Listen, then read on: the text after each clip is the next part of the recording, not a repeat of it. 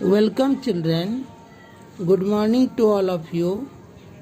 Today, I am going to teach you the last chapter, the banyan tree, from the 9th paragraph.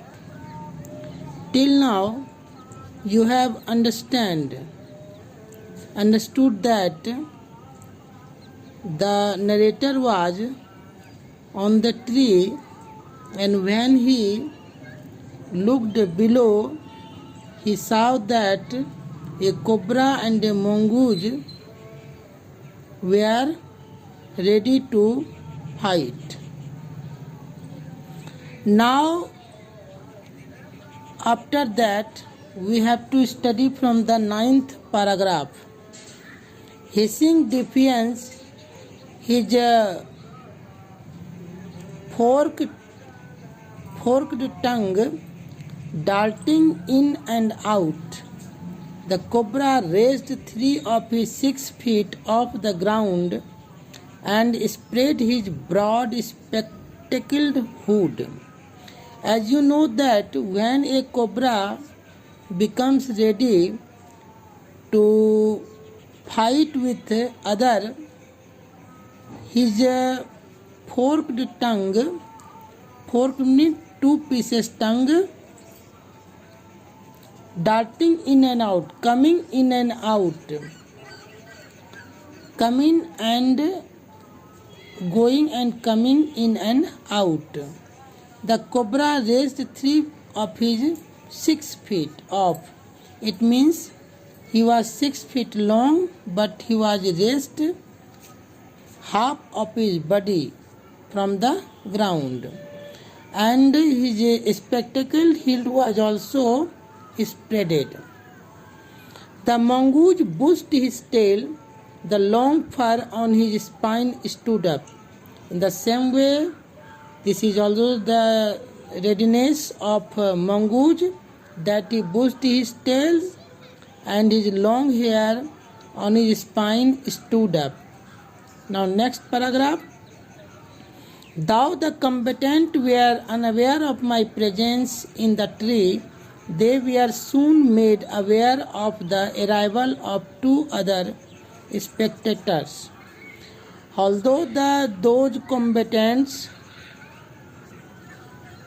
participants of the fight were not aware about the narrator's presence in the tree, but then there came 2 other spectators.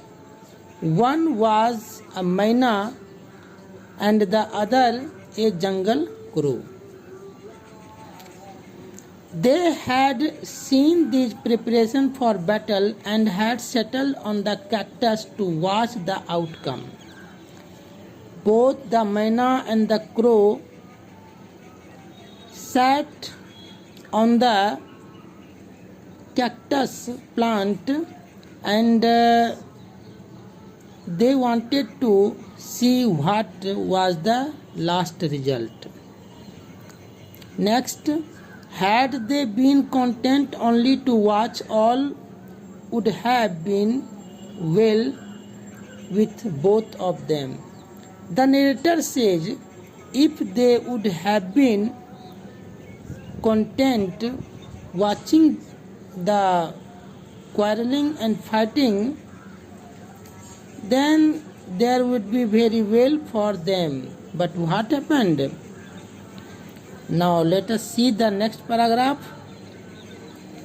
The cobra stood on the defensive, swaying slowly from side to side, trying to mesmerize the mongoose into making a false move. Now cobra stood on in his defensive mode and he was swaying. Swaying means moving side to side, and it was also trying to give a spell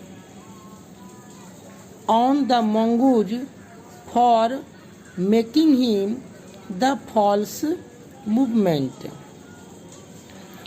Next, the mongoose knew the power of his opponent's glassy unwinking eyes and refused to meet them. But the mongoose did not like to see into his eyes, and then instead he fixed his gaze at a point just below the cobra's hood and opened the attack.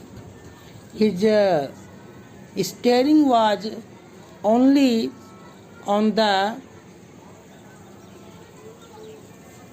just below of the cobra's hood, and he started the attack.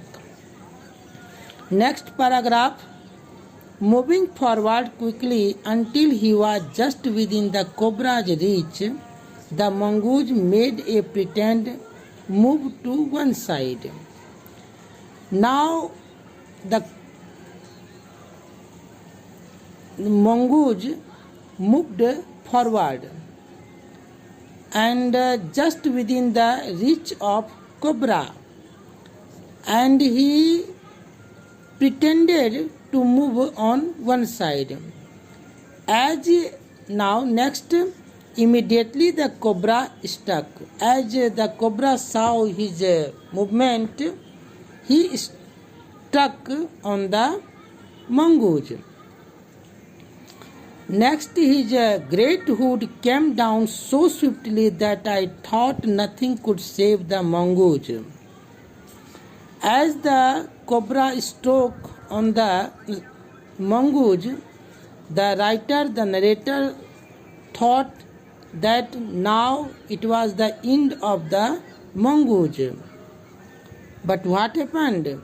But the little fellow jumped neatly to one side and darted in as swiftly as the cobra, biting the snake on the back and darting away again out of reach.